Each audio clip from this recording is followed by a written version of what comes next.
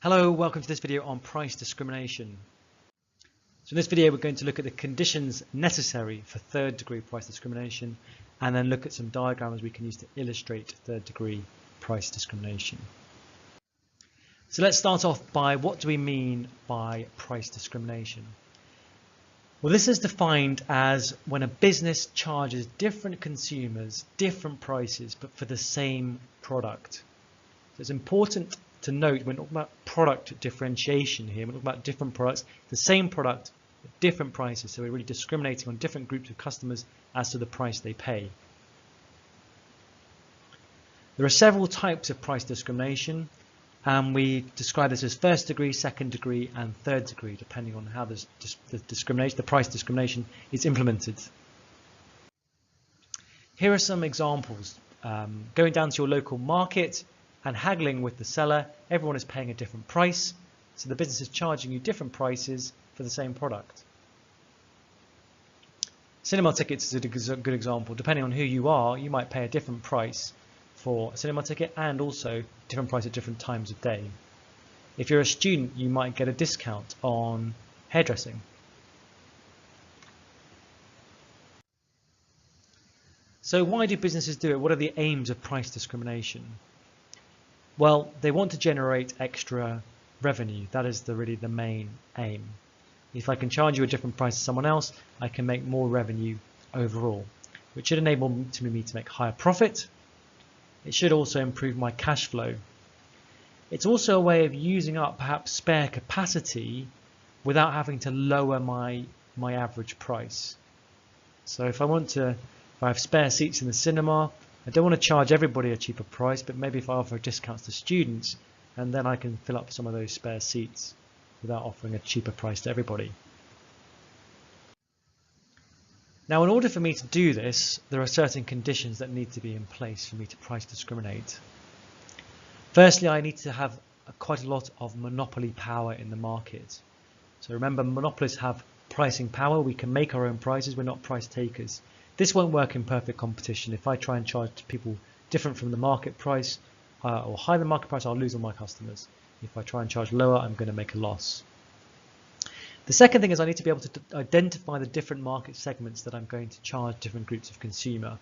So I need to be able to find groups of consumers who will respond to price in different ways. So this is linking really with price elasticity of demand. I need to find those groups of consumers who are not sensitive about price and more price inelastic, and charge them a higher price. The groups that are more price elastic, I can perhaps offer them a lower price to attract more of those customers. I also have to be able to separate these different groups, and so I need to know some information about them. I need to gather information, market intelligence, market research on the purchasing behavior of these different types of market segment. And lastly, importantly, I need to be able to prevent resale. So if I sell an off-peak travel rail ticket, I need as a business to be able to prevent someone buying that off-peak travel ticket and selling it to someone who's going to use it at peak times and that ticket able to work. I need to find a way I can prevent adults pretending to be students or saying they're students and buying cheaper tickets. If that's not the case, then there's an opportunity for arbitrage, i.e. someone buying it at the cheaper price and selling it to someone for the more expensive price, and therefore I lose my benefits from price discrimination. So we have three different categories of price discrimination depending on how we implement it. Now, first degree price discrimination is the most extreme, and that's where we charge different prices for each individual unit. So everybody pays what they are prepared to pay themselves. People pay their own individual willingness to pay. Second degree price discrimination is when I discriminate based on the quantity sold. So perhaps if you buy more, I'll offer you a different price than if you buy less. Or by the time of your purchase, e.g. peak and off-peak. And third degree price discrimination is where I charge different prices to different groups of consumers, segmented by their sensitivity to price. So I look at different price elasticity demands, and this might be due to income, age, sex. So I might notice that younger people are more price sensitive than older people, and as long as I can segment that group in terms of my product or service, and then I charge them different prices, that would be an example of third degree price discrimination. So let's now go through some examples. First degree price discrimination, charging a different price to every customer based on their willingness to pay, is quite difficult to implement. But the rise of e-commerce and tracking your online data through the use of cookies and so on does potentially give the businesses potential to use this. They can look at your digital profile and then offer you a personalized price for the goods or service. So you might see this when booking a hotel room, or businesses might start to use this when they're looking at your loyalty card profile. What impact would this have in the market? Well, it's quite an interesting one, really. What we're saying is, rather than charging a market price PM, the business will charge each consumer, for example, this consumer or this consumer or this consumer, the maximum price they're willing to pay. So in effect, the economic effect is that the existing consumer surplus, represented by this blue triangle, disappears. There is not a difference between the price the consumer is willing to pay and the market price PM. The price the consumer is willing to pay is now the price they actually do pay. So the area A, consumer surplus, now belongs to the producer. So the producer surplus area is not just B, it becomes B and A if the business can implement first degree price discrimination. Second degree price discrimination might be due to things like bulk buying. So if you look at this example here, if I buy 500 megabytes of data, it costs me £10. If I buy twice as much data, sorry, 4 times as much data, this is 4 times as much data, it only costs me twice as much. So I'm getting 4 times as much data for twice the cost. I'm getting a much cheaper price per gigabyte here.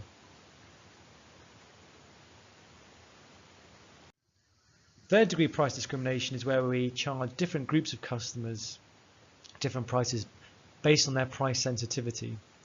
So if we go down here, this is an example of cinema tickets in the bottom left hand corner, and we can see this business has tried to identify sub segments of consumers. So we have adults, children, teenagers, students and senior citizens, and we can see they've done some second degree price discrimination between peak and off-peak prices. We can also see within that there are different prices. So for example, an adult is being charged £7.29, whereas a student is being charged £5.99. So that is telling me that they consider the adult to be less price sensitive than the student.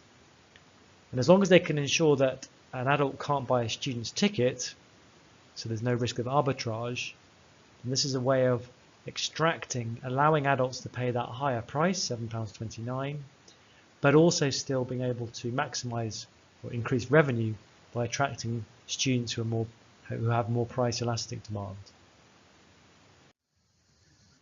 Here is another example of third degree price discrimination.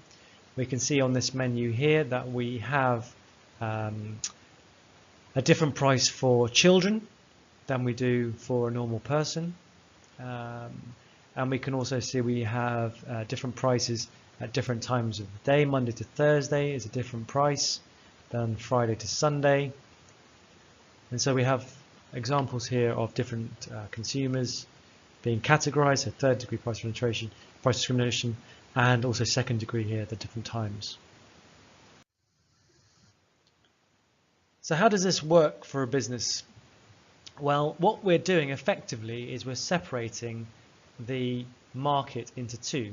So we might have on the left hand side here, I'll get my pen to work correctly, we might have the market for students, and on the left hand side we now have a separate market for adults in terms of cinema tickets. And what we'd see is that the costs of providing the seats are the same, and we're assuming here at this cinema they have constant returns to scale, so our average cost curve, marginal cost curves are horizontal, so a simplified example. And then for the students we have more price elastic demand. So if we look at the market here for students, we'll be charging a price P1, and we would expect a quantity of Q1 students to attend. Adults are likely to have a more price inelastic demand curve. So when we look at this market, we're going to charge adults a higher price, P2, and we get Q2 adults attending our cinema. So we've split our market into two here, and we've got elastic demand and inelastic demand, and we can maximize our revenue by charging different prices for different groups. Here is a similar example. We have a more price elastic submarket B, a more price inelastic submarket A, and we can see out of submarket B we make quite a small profit, and submarket A we make quite a large profit. But when we combine them both together, when we look at the average position, if we look at the average position for a business as a whole on the right hand side, here is our average price, and we can see that we make supernormal profits in the purple area here, because we're able to maximize, it's basically the sum of the previous two profits from submarket A and submarket B. So we can make greater supernormal profits overall by splitting out our markets. If we just look at peak and off-peak, if we imagine this is our marginal cost curve, at off-peak times we might have lower levels of demand, and so we would charge a lower price, an off-peak price. At peak times we're likely to have a higher level of demand, so we're going to charge a higher price. So what's the case against price discrimination? Why don't we like this? Well, really it's exploitation of the consumer. The majority of consumers will still pay more than the marginal cost. Really, this is an extraction, reducing consumer surplus and turning it into producer surplus, turning it into supernormal profits. Discrimination can be used as a sort of limit pricing tactic. We can offer certain groups a lower price that we know our competition can't compete with, and to use that to create a barrier to entry. If successful, this can reinforce the monopoly power. We can use the supernormal profits to reinforce our position in the market to create more barriers to entry. What is the case against price discrimination? Well, actually, price discrimination might make, the case for price discrimination, case 4. We could maybe use the supernormal profits to cross-subsidize other activities that bring social benefits. We might charge adults a much higher price that we can fund something that might benefit children. We might charge some people in certain parts of the world, rich parts of the world, a high price so that we can offer lower prices for drugs in, healthy drugs in lower income countries. It may be a way for a business to make use of spare capacity. There's no point charging a market price, profit maximizing price, and having a cinema half full. Why don't we offer a discount to get those extra students attending the cinema? Sports clubs will often do this. Football clubs will offer cheaper prices to children to try and encourage them to come to the game so they become lifelong fans. It can bring new consumers into the market who otherwise would be excluded by a normal higher price, for example, students and children's. The profit can sometimes be used for research, so this can be used to put to productive use in terms of investment in new innovative technologies.